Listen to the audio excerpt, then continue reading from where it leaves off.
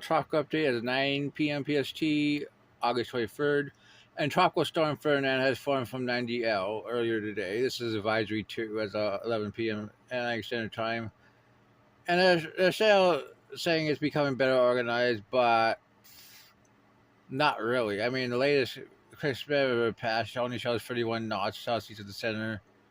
But there's a burst of convection, so they went with 55 knots. It's moving north-northeastward at 15 by 14 knots. It's being steered around the western edge of the subtropical ridge, which will cause the storm to move north-northeastward during the next few days. So this will then turn more northeastward within the flow between the ridge and approaching trough and start over the North Atlantic. So pretty much in the collective consensus HCCA. They say it's in a favorable environment for typification.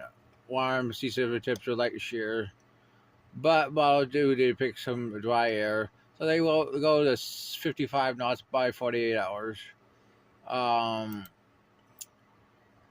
Let's take a look at this.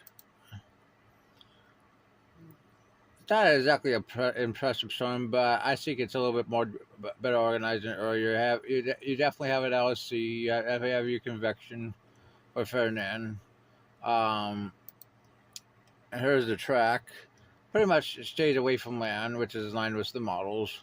Intensity should go up to 50 to 55 knots based on intensity models. Yeah,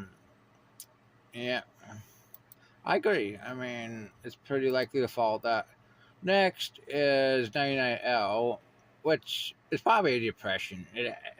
I mean, most of its life has been a tropical cycle since the Cape Verde, but the NAC refuses to upgrade this system.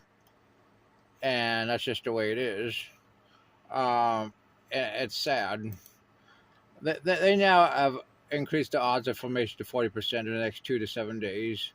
Because the convection has increased, the low levels have increased. It's probably now closed.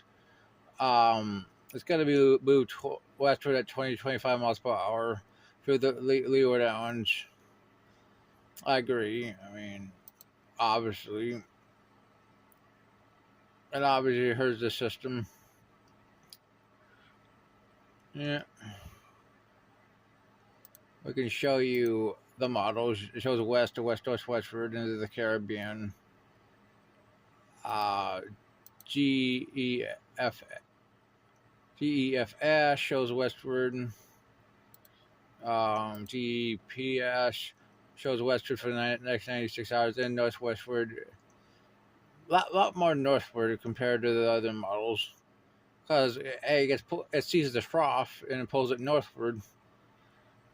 Which is possible considering the upper level long wave pattern.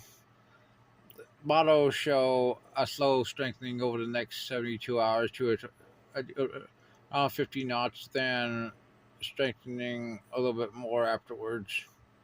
Ship shows hurricane. We'll have to see. I mean, globals are still not very bright on this system.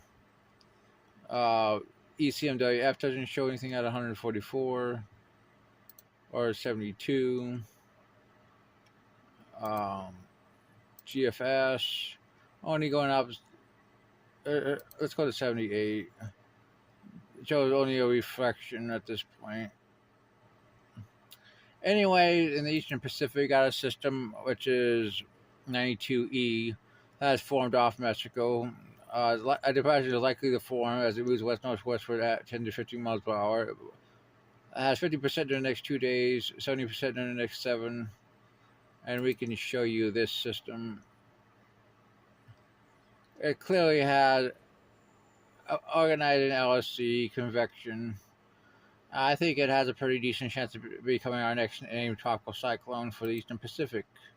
Let's show you the data for it.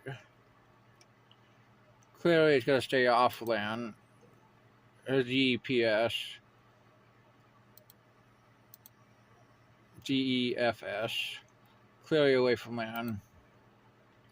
Models show some slight strengthening over the next 72 hours into a tropical storm. Lastly, we're going to show you something interesting in the Western Pacific. Let's see. Here's a typhoon. This is China. The South China Sea. I mean, pretty impressive typhoon we got there. We can show you Jakai.